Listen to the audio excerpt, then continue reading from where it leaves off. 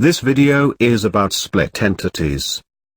The Split Entities tool is used to trim away internal segments of an existing entity or to split an entity into two or more parts by specifying split points. Here is an additional information about sketching tools. Not all sketching tools are shown on the sketching panel.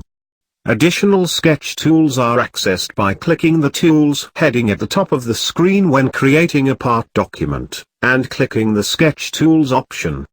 A listing of all sketch tools will appear. Now we will use the Split Entities tool. Access the Split Entities tool by clicking Tools, Sketch Tools, and Split Entities. Click two random points on the existing rectangle for the split. In this example, 2 points were selected on the top horizontal line of the entity. Click the screen and right-click the line segment between the 2 points and click the Delete option. Use the Smart Dimension tool to define the split length. Click the green OK check mark. If you like video, press like and share. Have any question, comment below.